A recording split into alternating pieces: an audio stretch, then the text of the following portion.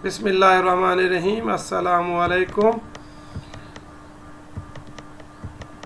Our today's topic is about ISO.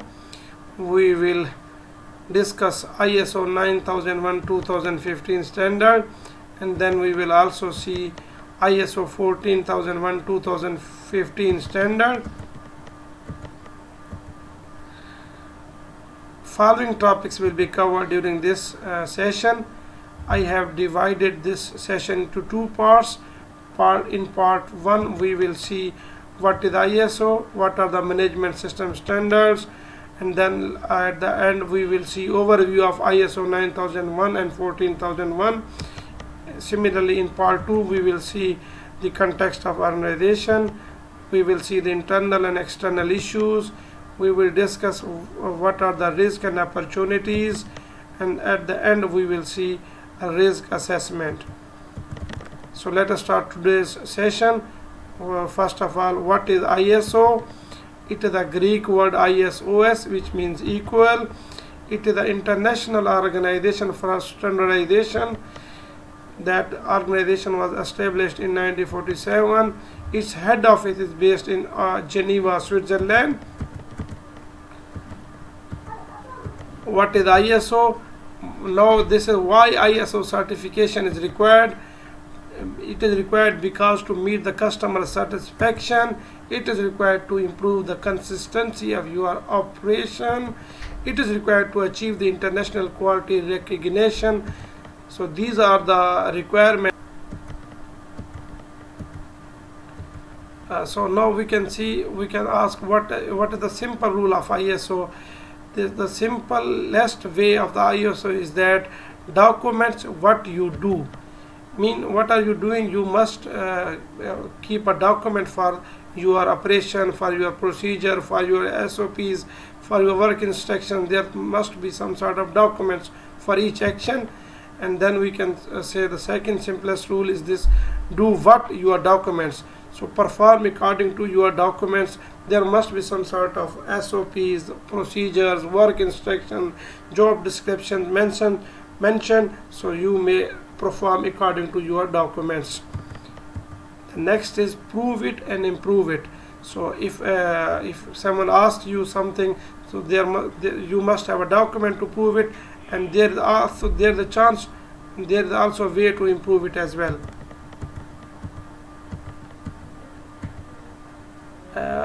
In the ISO we can say there is a cycle.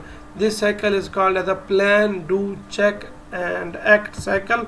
So this cycle is like that: you must have a plan, then you may act, you may do, you may perform according to your plan, then you may have some checks for your performance, and then you should act against these checks. So this is a PDCA cycle: plan, do, check and act cycle in ISO. Now we will see the management system standards. These standards are as under. First standard is ISO 9001-2015, that is QMS, quality management system. Another standard is ISO 14001-2015, this is EMS, environmental management system. And the next standard is ISO 22000-2015, that is FSMS, food safety management system. And another standard of ISO is ISO 27001-2013, ISMS. This is for information security and management system. Now we will see the clauses of ISO 9001-2015. Now we will discuss the clause of ISO 9001-2015 QMS, that is quality management system, and we will also draw a comparison of ISO 9001-2008 and ISO 9001-2015. The clauses of ISO 9001-2015 are as under. First clause is scope, and then is normative references. Similarly, the third clause is term and definitions. These three clauses are similar in 2008 and 2015 standard. The next clause is the context of organization. This is a new clause which is only existing in 2015 standard. This clause was not in 2008 standard. The next is the leadership, and the next clause is planning. The leadership and the planning are the new clauses which are in 2015 standard, and these were also there in 2008 version, but these were with the name of management commitment, you can say. The next clause is support. The support is in 2015 and is in 2008 this was as a resource management. The next class is operation. This class is operation in 2015. Its equivalent was in 2008, that was called as a product realization. And the next class is performance evaluation. Performance evaluation is in class 2015 in 2015, but in 2008 it was as a measurement, analysis and improvement. The last class is improvement. This is a new class in 2015 standard.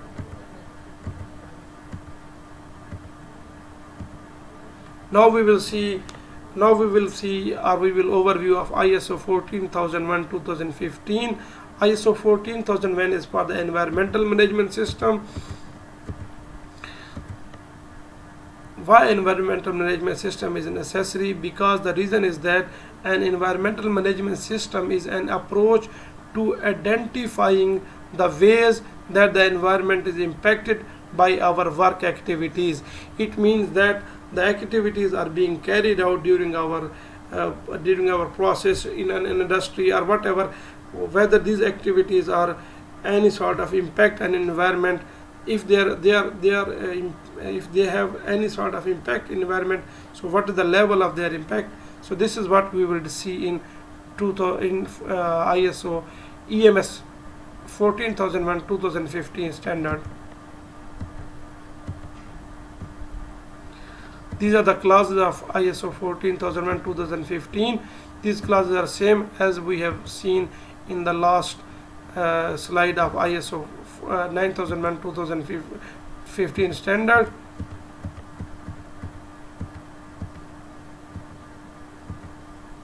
So now the question is, why we need EMS?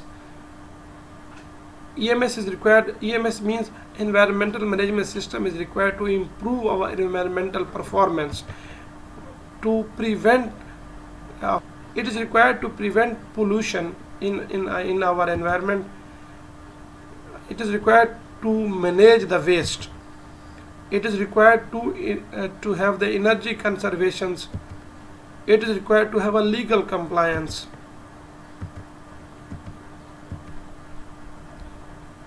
Now the next slide is about how to determine the environmental aspects and impacts. There are two things, which is one is environmental aspects and other is environmental impacts. Aspects mean what are the actions are being carried out in, and impacts is what are the consequences of these aspects. So we will see, for example, we can say there is the solid waste. Solid waste is the aspect, and what is the impact of solid waste? Solid waste can contaminate our land. So land contamination is the impact of this aspect, that is solid waste. Similarly, engine operation, it is the aspect. Its impact is it can pollute the air, so its impact is air pollution. Similarly, use of chemical or oil, its impact is land contamination.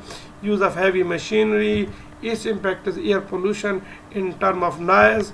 Similarly, we can say use of water, as water is being used. This is the wastage of natural resources, so its impact will be the natural resources, waste of natural resources. Now we will see how to determine the environmental aspects and impacts.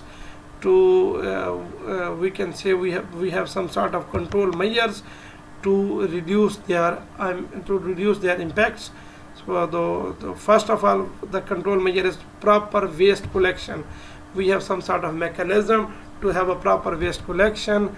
We must have some control measures to measure the emission control. Similarly, we use the secondary contaminants to control these are the control measures. We can also use the recycling concept to control the impacts on environment. This is the completion of our part first. So you can ask any question in comment box. Your questions are welcome. I would like to thank you for watching this video. Please like, share and subscribe my channel and press the bell icon. Thank you.